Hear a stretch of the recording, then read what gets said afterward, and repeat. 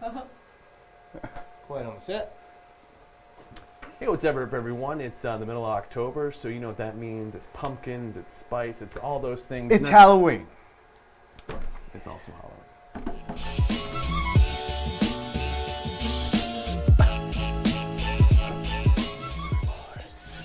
Oh! Hey, what's up, everyone? It's Wednesday. Yeah, what's that mean? I think Tuesday. it means Laser is it- talk. Oh no, Yeah. it's not. It's not Wednesday. It's Tuesday. Tuesdays, it's 4 yes. o'clock. 4 o'clock. We do this every Pacific week. time. Specific Yeah. time. Specific. Specifically, it's 4 p.m. Pacific. on the Pacific Yes. coast, but we're in the desert, so It's the same.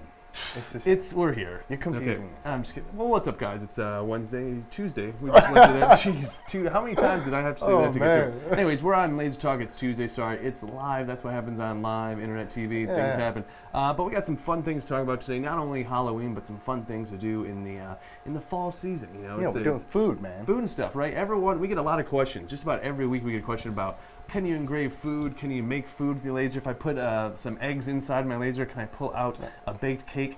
Some people ask if they can put a live chicken in there, if they can get chicken wings out. That's not how that works either. It's like, That'd be sweet, though. Yeah, that would be pretty sweet. I think I saw a video like that. You just put things in there in your living room and magically you pull them out and just have.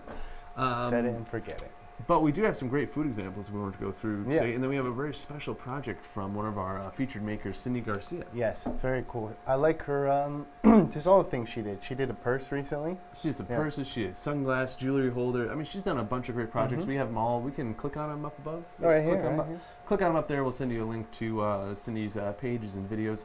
Those are great. But we'll go over one of those here in just a little bit. But first, we want to talk about some of the food. You're going to actually be doing some food examples this week on In the Cut, right? Yeah. In the cut, we're going to do, what is that? A pumpkin pie. A pumpkin, right. Yeah. So we're going to do a pumpkin pie, and then we actually have a big pumpkin to do as well. Yeah. Right. So we have some pumpkins we're going to be engraving and some pumpkin pie. So look for that this week. Yes. On, Did we say that this is pumpkin and spice? Did we pumpkin already and say spice? that? Did we? Yeah. I think we already did say that. Okay. Yeah. Just Pumpkin got to and get spice, that out there. Get it out there, right? Yeah.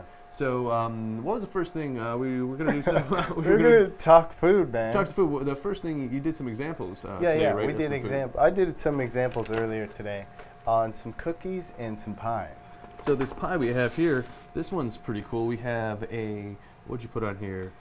So Pie CU. pie, see. That's pretty funny. You So get there's it? already a hole cut in the pie, and so you just engraved a eyeball around it. looks Around it, yeah, and I vector marked it. I like. So found this that is vector mark, not engraved. That seems to be kind of the secret, right?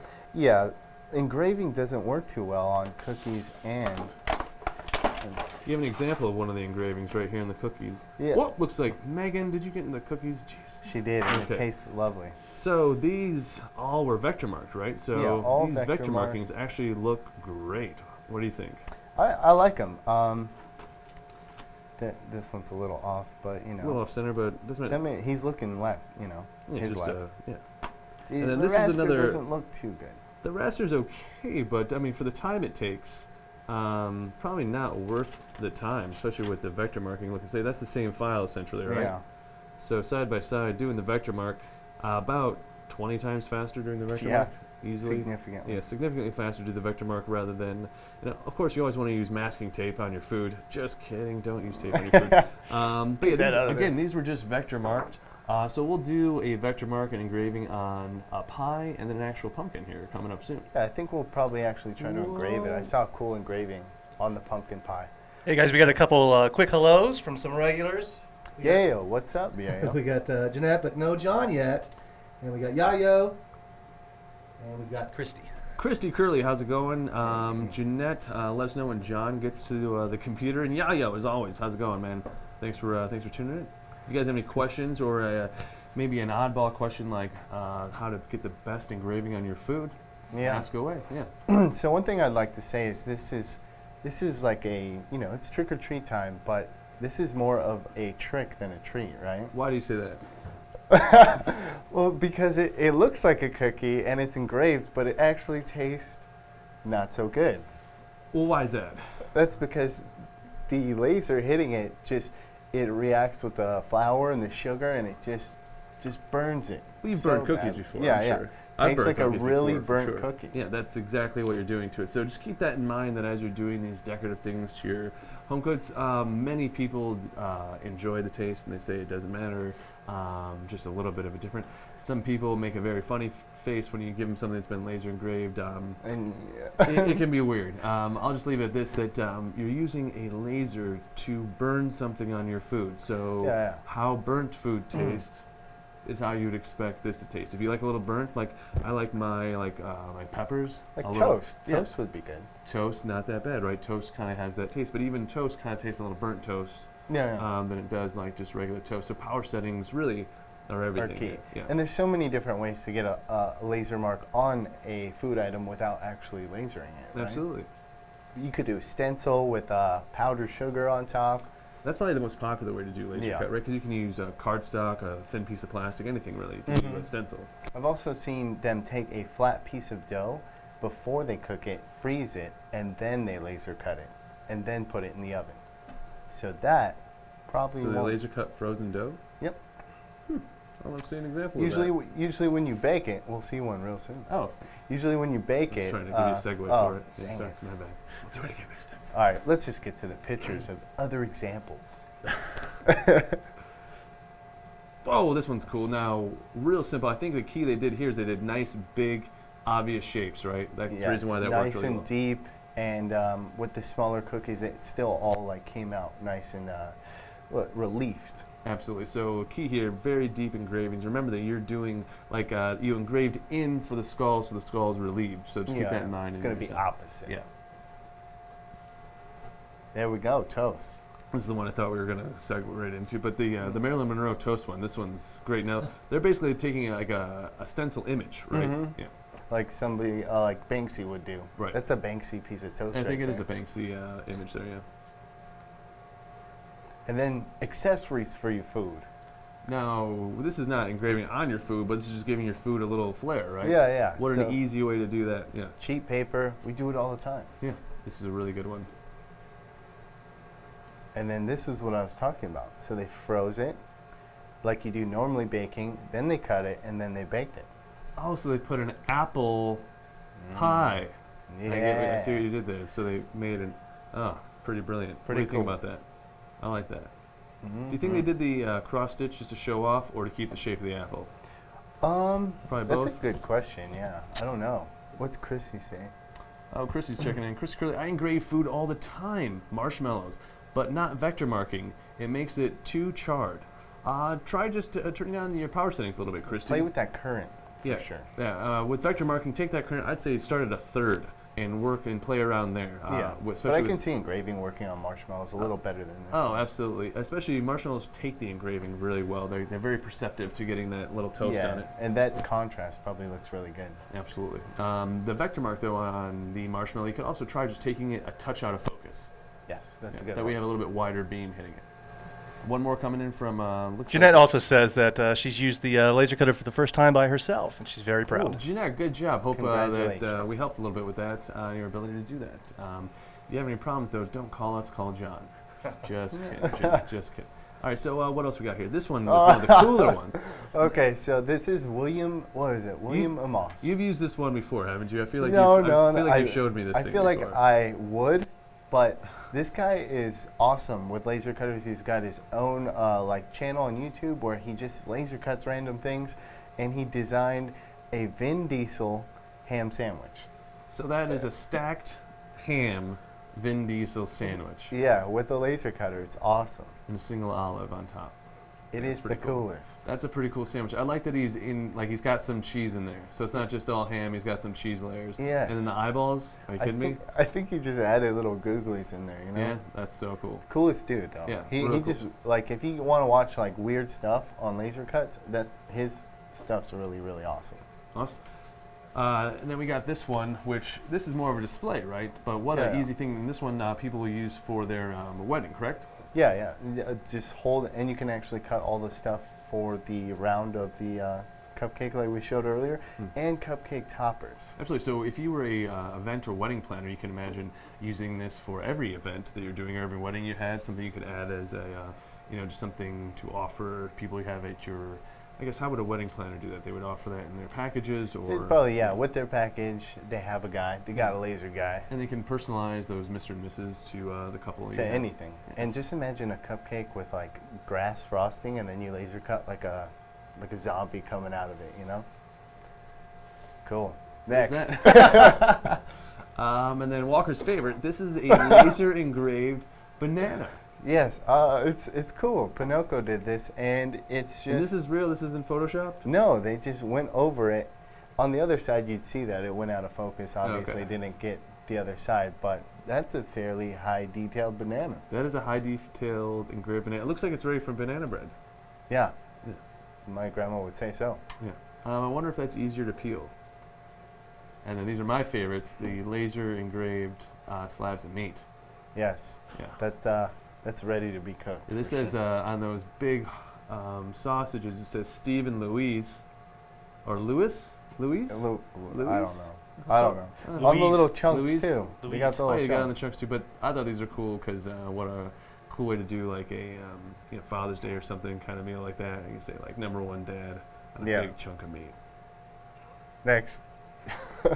Oh, this There is we the go. pumpkin pie.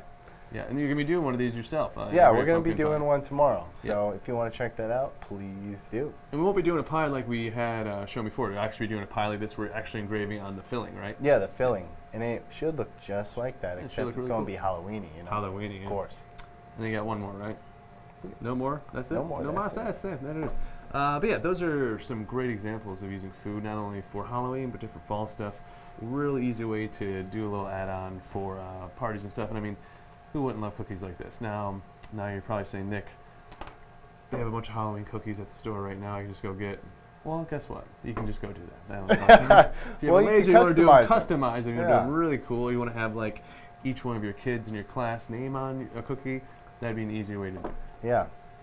The smell. Smells spooky. Yeah. It's very spooky. Very spooky. Now, one of our featured makers we have is Miss Cindy Garcia. If you haven't seen her work, she's tremendous. She works a full-time job in, I think it's in Los Angeles County, Southern California, either way. And then on her spare time, she is a maker. And when she is making stuff, she's usually using her Muse hobby laser. And I'll tell you, this stuff is pretty cool. She came up with a great idea this week where let's say you're not so great with a knife. Let's say you're not such a good engraver. Mr. Guess what? Pumpkinhead's You can your man. use your laser and cutter to create Mr. Potato Head type accessories for your pumpkins. Here's a little video to see. Hi, today I'm making an interchangeable pumpkin head, a super fun way to decorate a jack-o'-lantern. Once your pieces are cut out and ready to go ahead and paint this selection white. Any type of acrylic paint will do. Paint on a thin layer, then add a second coat if you wish. When you are finished, set aside to dry. Now we are painting this selection black. Repeat the same procedure using acrylic paint, adding a thin coat and then a second coat if you wish, and when you are finished, set to dry. Next, the parts with the holes will make up the back parts of our pieces. Simply apply a thin layer of glue, then attach the matching piece on top with the painted side facing up. Then flip over and glue the small spears into the slots and set aside to dry. In the meantime, let's plan where we would like to make our incisions on our pumpkin. Use a small knife to make each slot 1/2 inch wide and space the eyes out 2.5 inches apart. Use a dry or wet erase marker to easily wipe off your markings when you're done. And that's it. All that's left to do is have fun creating your own unique faces. I hope you've enjoyed this project. Thanks for watching. Oh, into the dog. What? How cool is that? Missing the cool guy sunglasses. What are you missing the cool guy sunglasses? Like the deal with it. Oh. Yeah. There they are. So, like I said, that project's available. If you click up on the link over here, you can see the full video on how to use it, and then we'll have that available on the Cindy Garcia blog, on the website, Laser 101. Megan, I'm sure, will throw a link down below in the comments so that you guys can find that super easy. But that's a free project to make. Every time Cindy makes a cool project like that and sends it in, we always provide the project file for you guys. So if you want to make some Mr. Potato Head, Mr. Pumpkin Head. There you go. Mr. Pumpkin Head, bucket of parts. There you go. We have some. And then Ruben on Facebook said he's doing a pumpkin tomorrow. So I'm doing a pumpkin tomorrow for the kiddos. for the kiddos. So we Ruben. better see that. Ruben, would love to see a photo of that the pumpkin for the kids. Are you going to engrave the pumpkin, or are you going to cut a section of it? We'll Let's wait wait for the for him. response. Is that all we got on the Book of Faces? We do have a question from Yayo. He's asking, why would you use the honeycomb? He doesn't really tend to use it. The honeycomb's used mostly for cutting. Now, the reason why you want to have the honeycomb there is because you want a area of space for the laser to travel between a solid surface like the floor of your bed and the material cutting. This allows for any gas buildup to go through and a lot of airflow to go through. Airflow in the channel of your cut is very important, especially when you're cutting things that are thicker, 3 mil and beyond. You really got to have that area for the air to flow through to allow the cut to happen, and then you want an area for your vaporized gas to pass through after it's been cut. Yes. All right. Knife bed, same thing on the Pro though, right? Same thing, just a little less area, surface area, making contact with your actual material, which is nice because it gives less blowout on that other side. So you'll notice when you cut acrylic especially, that when it goes through, it's going to hit that honeycomb and it'll flare up, and then you'll see on your acrylic where it actually flared up. Yeah, you can actually see the shape of your honeycomb or pattern of the honeycomb or knife bed underneath your cuts when you do that. If I had a preference, I'd pick the knife bed almost every time. Yeah. Yeah. I think, Walker, you said a very important thing there. It's the amount of surface area touching your material, and the least amount of surface area touching your material is the best. That's really what the honeycomb does. It minimizes surface area being touched. Ruben says he's going to engrave that pumpkin. Ooh, engrave, Ruben. Really looking forward to that then. Enter the weekly contest. Yeah, make sure, speaking of weekly contest, this week on the weekly, I guess this week or this month, hey, here's the winner. Yeah. Hey! Emily Harker. This comes from Emily Harker at the Subtle Sawyer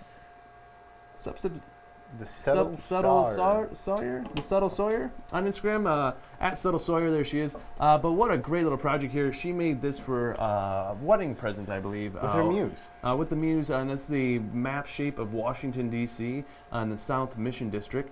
And she made this little sign there for her friend. So great job. Her sister-in-law. Sister-in-law, excuse me. Great job there, They're Emily. friends too. They're also friends. She's friends with her sister-in-law. They get along great. That's They have nice. a good relationship. Anyway, Emily, great job on that sign. I love the different use of medium, and I like the inlay with the outer lay and the outside, so like that the shape that stuck out, some inlay parts and some things 3D. Depth is good. Yeah, depth is always that added thing. Circling back around to the honeycomb though, with the engraving, if you're doing mostly engraving, you really don't need the honeycomb. When I'm engraving the granite plates, those what do you call it, like the marble slabs or granite tiles, I always take the honeycomb out, and on the bottom of my plate I actually have 2 corners marked where I know to set that in, so it's in the same spot every time. So you'll see a few markings on the bottom of the floor of my muse that just kind of keep me straight and keep things organized. Hey guys, we have a special guest. We have Brooke watching. Brooke, what's up, Brooke? Tuning in. Jeez, Man, I miss her. Yeah, hello, Brooke. Come on back. Should we get Brooke on a show? We should. Yeah, Walker said text him back sometime. You never text him back. I know. What's going on? Text everybody back. Brooke used to work here. Brooke used to work here. Great friend, amazing graphic designer. If you see her walking down the streets, give her a high five just for being awesome. Yeah. Anything else coming in? Give her the shooter. Yeah, the shooter McGavin. We have some questions that come in during the week. One from Jeff in Mill Creek, Utah. He's asking, is it safe to laser engrave pre-painted wood? If so, any advice on the type of paint I should use? Pre-painted wood, that's a good question. Yeah, I do it all the time, but you do want to check your MSDS on that type of paint.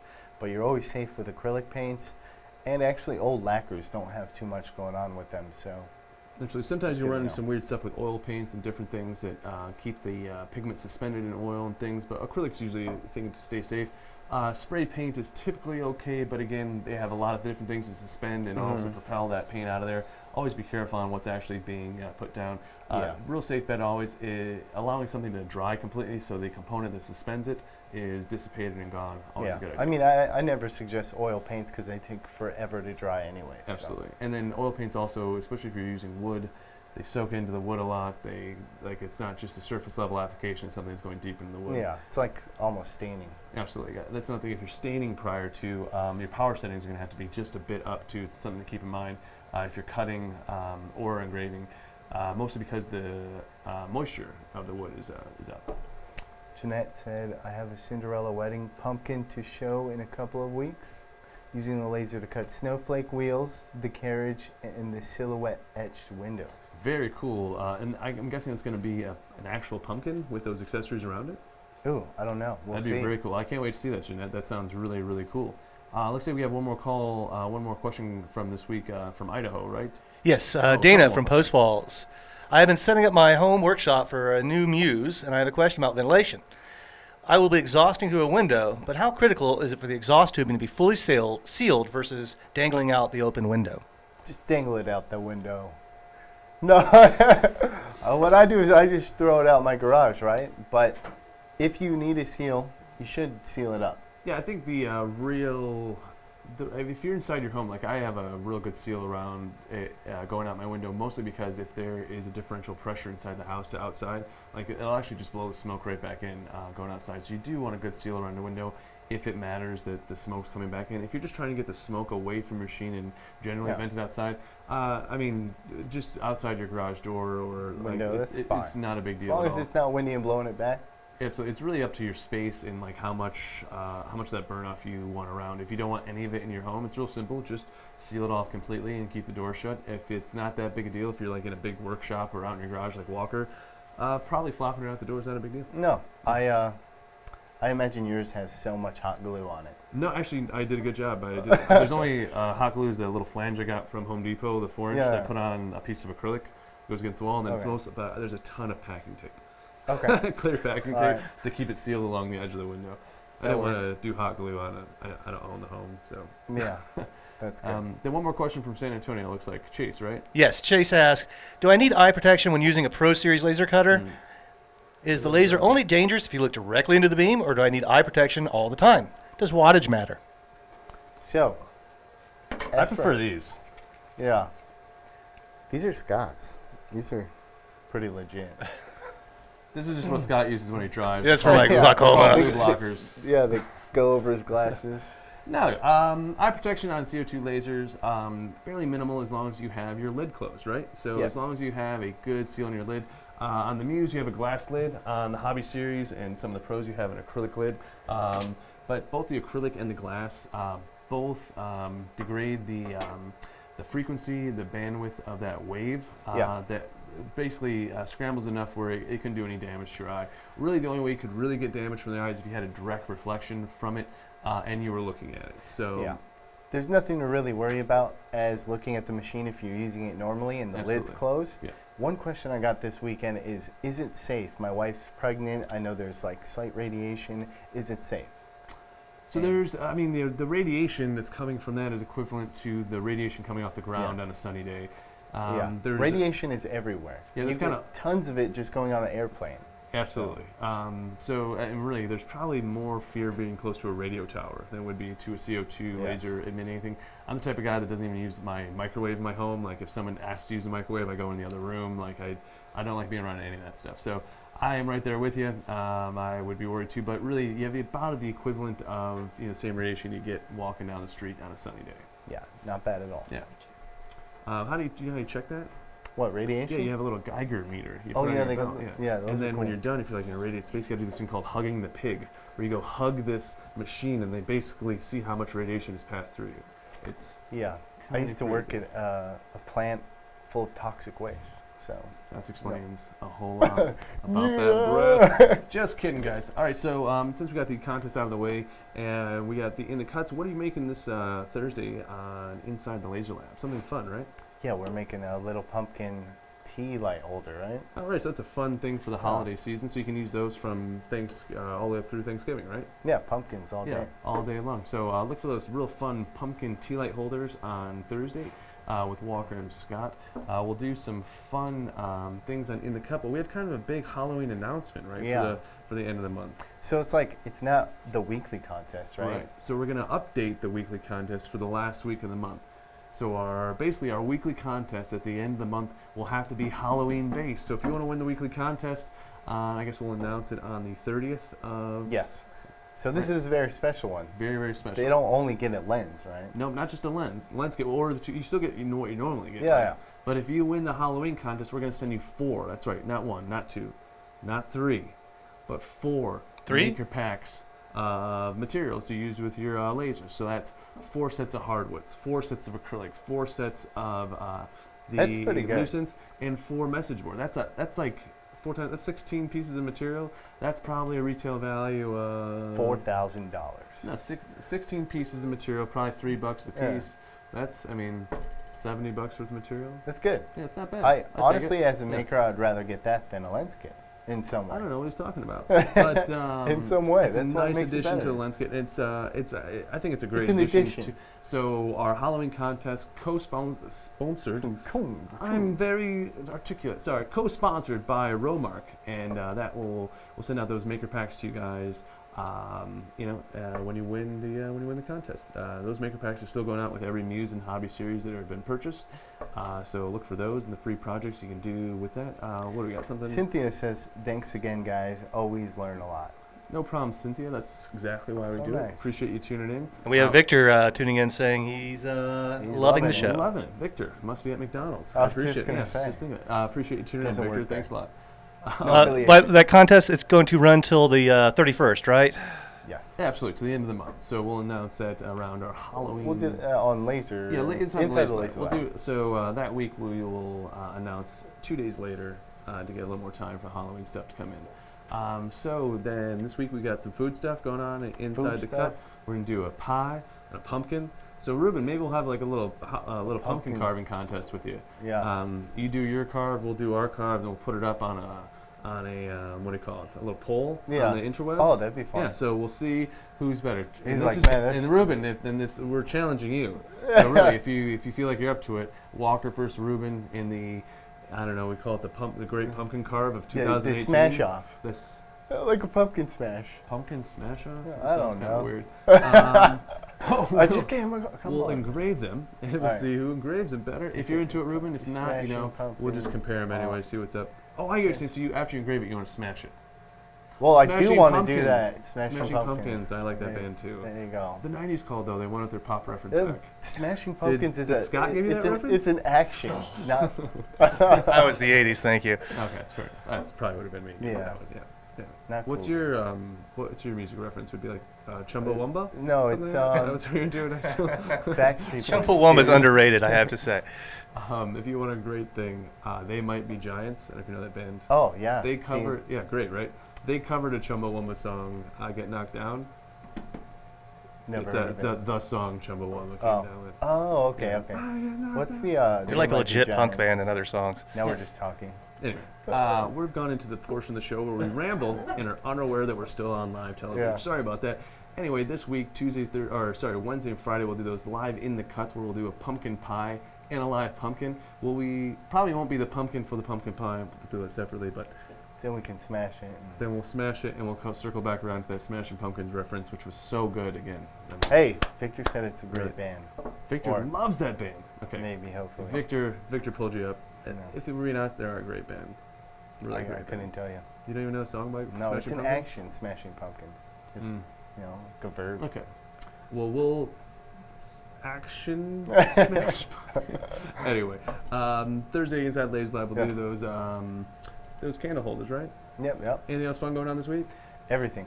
But what did you start? A big build, right? Oh yeah, the Empire State Building. Empire State Building. We're doing a 4-foot tall Empire State Building. So tune around for that. We'll actually be giving away that file, right? Yes. Right, Giant file. Easily the biggest file we've ever done. If you're looking to make a 4-foot tall Empire State Building, if you got a Pro Series machine, I think you need a Pro 36 or above to make it. You'll probably size it down. We'll probably take the time to size it. We'll probably scale it down so you can do it all on 3mm. But all on using 1/4-inch hobby board. We've got a huge Empire State Building. Walker's putting together. It's going to be pretty impressive. How many windows do you think? We'll have to count those windows. A lot. There's 80-some floors of windows, and there's probably 40 windows. It's so many windows. It's a lot of windows to cut. But anyway, we'll get to that. We'll show you guys how that thing's going. Until next time. Keep making.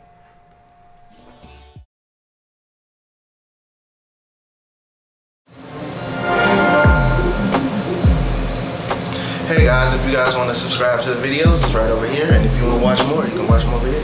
Thanks.